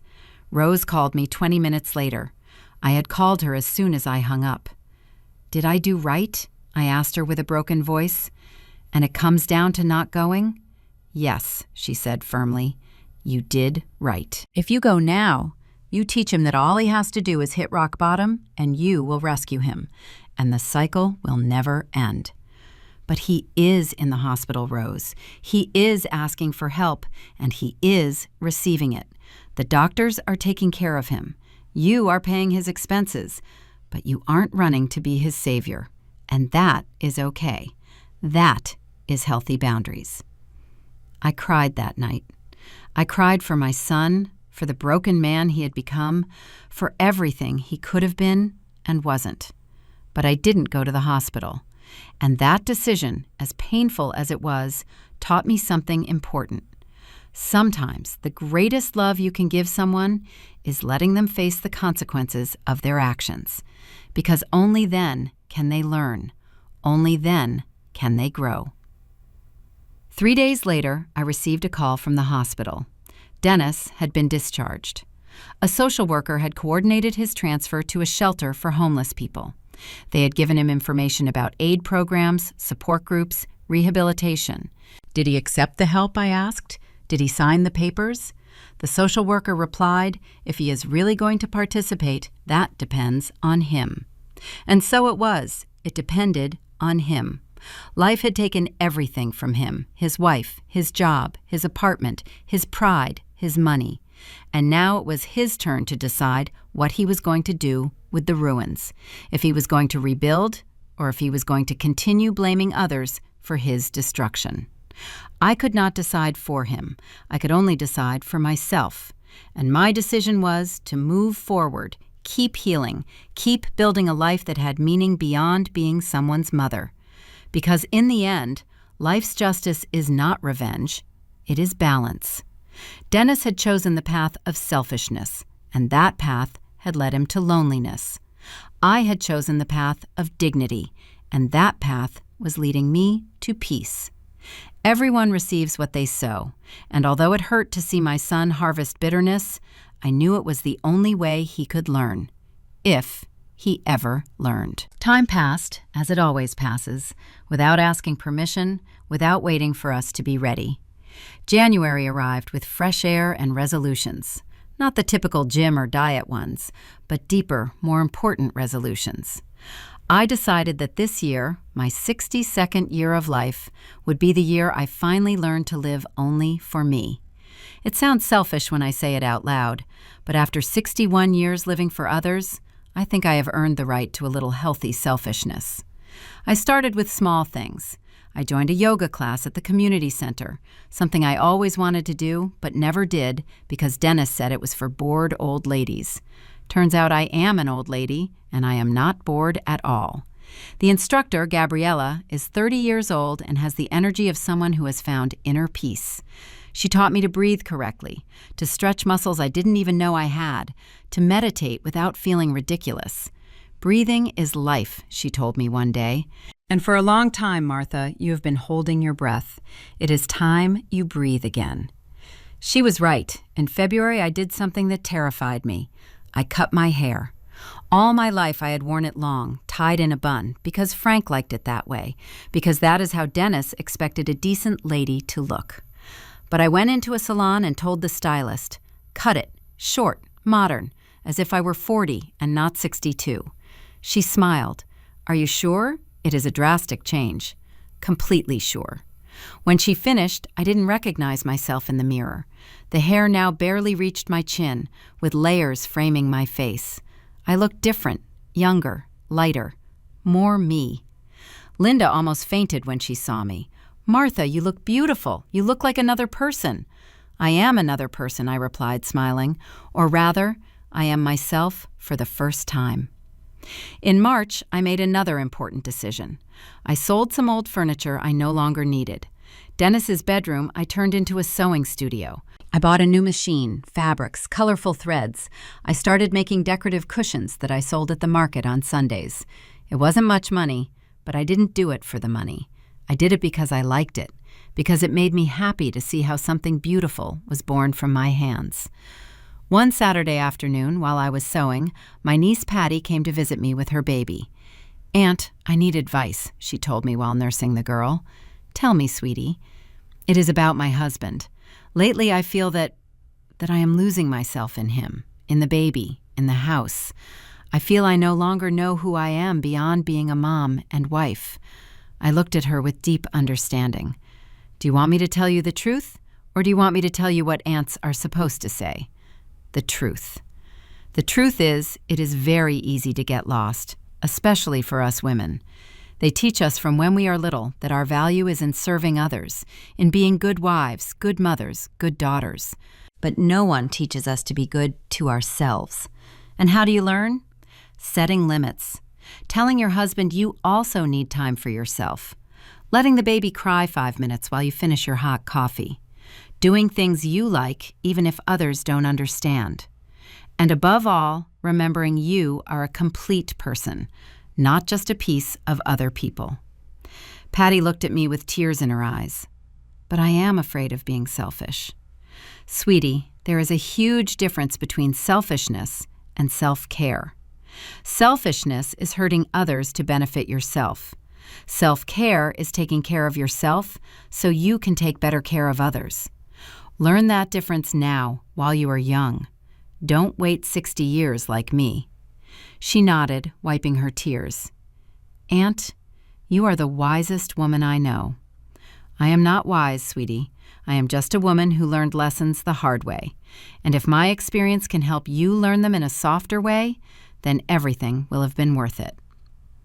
In April, I received news of Dennis. Not directly from him, but through Mr. Henderson. I saw him working at a construction site, he told me. He looks better than a few months ago, cleaner, more sober. I asked him how he was, and he told me he is attending therapy, that he is in a 12-step program. I am glad, I said sincerely. I am glad he is seeking help. Don't you want to see him? Not yet. Maybe someday. But not yet. He asked about you, said he misses you. I miss him too, I admitted. I miss the son I thought I had. But that son never really existed. My ideal of him existed, my hope for him, but not the real man who made the decisions he made. Do you think he can change?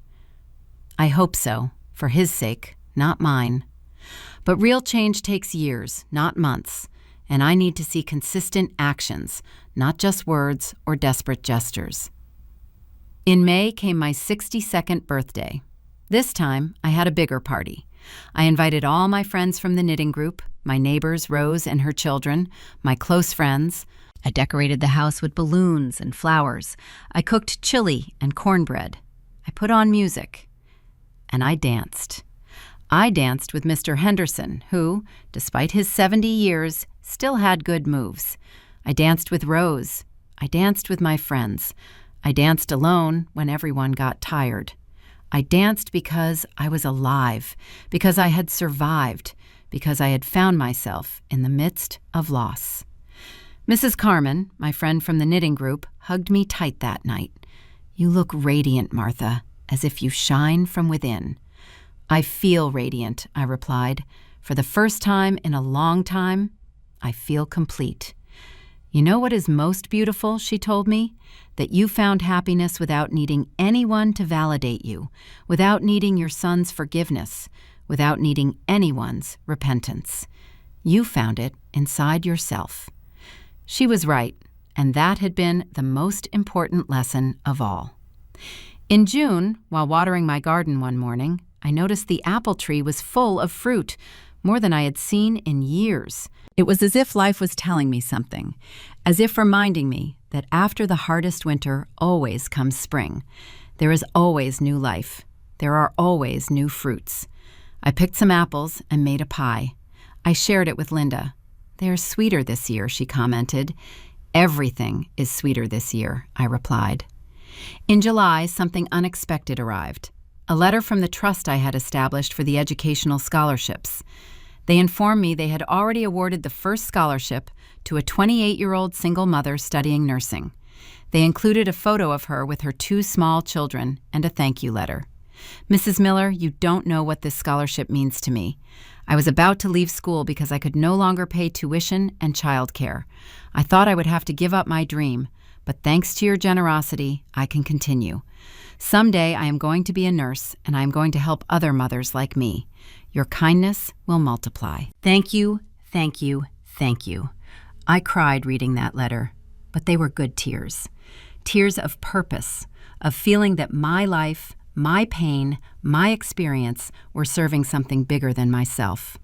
My story had not ended in those woods. It had started there. In August, something surprising happened. I was at the market when a woman of about 40 approached me. Are you Martha Miller? Yes. I needed to meet you. I needed to thank you. I don't know you. Thank me for what? My name is Claudia. I am a neighbor of your friend Brenda, and she told me your story a few months ago. The story of how your son, well, what happened in the woods. I felt myself stiffen. I didn't like making it a topic of conversation. I didn't like pity. But she continued. And that story saved me. You see, I was in a similar situation. My adult son lived with me. He didn't work. He asked me for money constantly. He manipulated me emotionally. He made me feel that if I didn't help him, I was a bad mother. And I was destroying myself, trying to save him. She wiped a tear. But when I heard your story, when I heard how you set boundaries, how you defended yourself, how you chose your own life, it gave me courage. I told my son he had to leave, that he had to learn to fend for himself. It was the hardest thing I have done in my life, but also the most liberating. And how is he now? I asked. He is fine, found a job, is renting a room. We don't have the closest relationship, but at least it is honest. And I recovered my life, my peace, my house. So thank you. Thank you for being brave. Thank you for showing me it was okay to choose myself. She hugged me, and I hugged her back, feeling something deep and real. My pain had had purpose. My story was helping other women find their own strength. And that was worth everything. All the suffering, all the pain, everything. In September, a year and 3 months after Dennis's hospitalization, I received a visit. He appeared at my door one Sunday afternoon. I hadn't seen him in almost 2 years, and the change was notable. He was thinner, but looked healthy, clean, shaven, with simple but clean clothes. And something in his eyes was different. There was no longer that arrogance, that hardness, just tiredness, and maybe, some humility.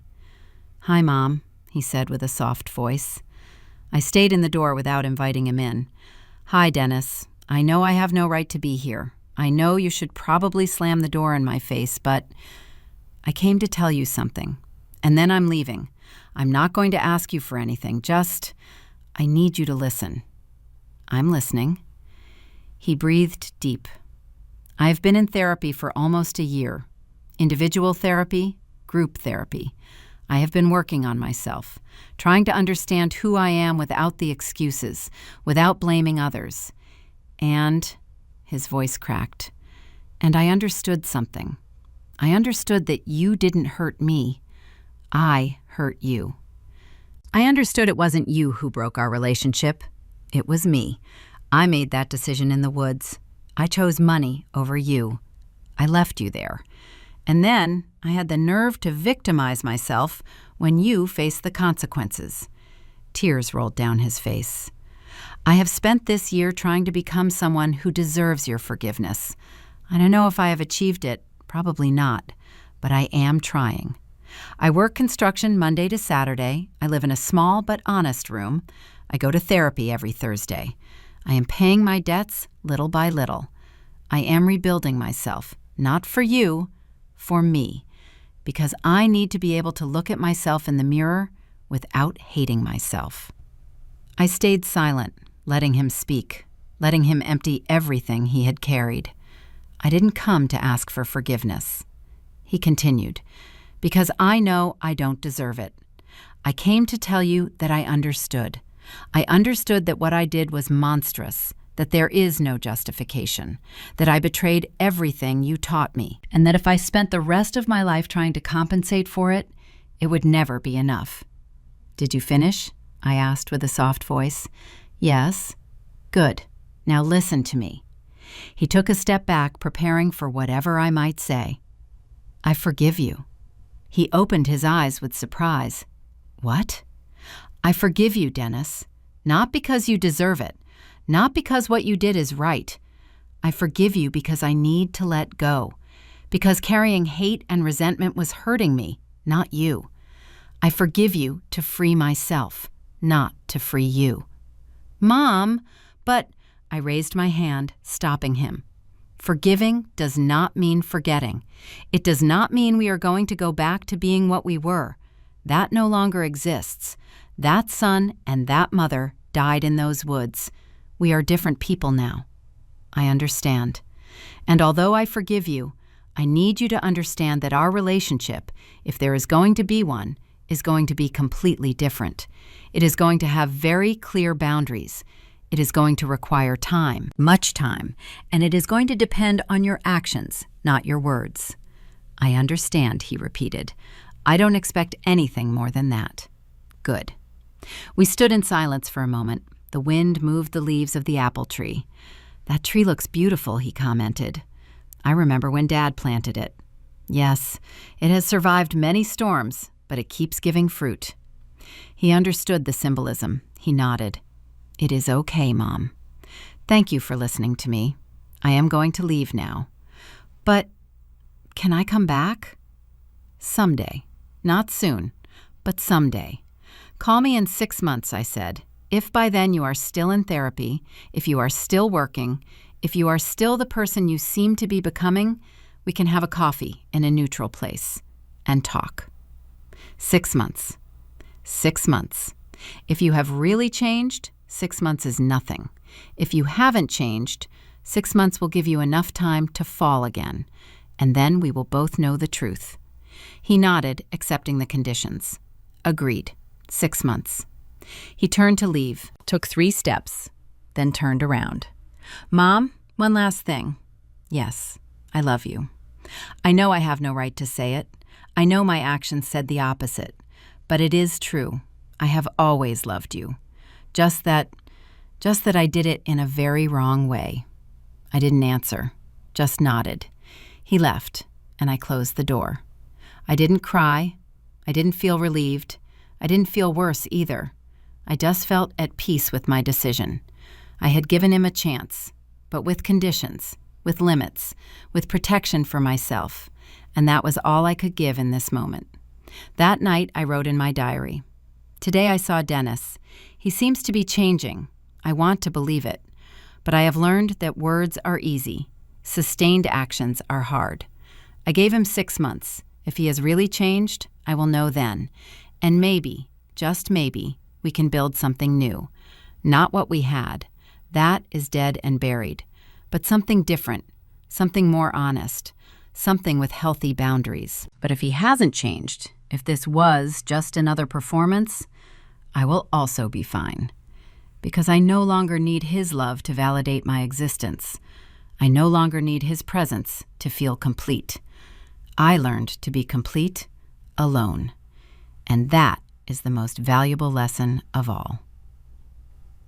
The following months continued with their quiet rhythm. I continued with my sewing studio. I continued with my knitting group. I continued with my yoga class. I continued building a life that was mine and only mine. And when December arrived, 2 years after that horrible day in the woods, I sat on my patio one afternoon with a cup of coffee, looking at my garden. The hydrangeas were in full bloom. The apple tree kept giving fruit. The rose bushes I had planted in spring were already showing their first roses. And I realized something. I was happy. Not the crazy and effervescent happiness of movies, but something deeper, more real. A quiet happiness that comes from knowing yourself, from accepting yourself, from protecting yourself, from living according to your values, even when it hurts. I had lost my son, but I had found myself. I had lost the family I thought I had, but I had gained a community of women who supported me. I had lost the dreams of how my life should be, but I had gained the freedom to create new dreams.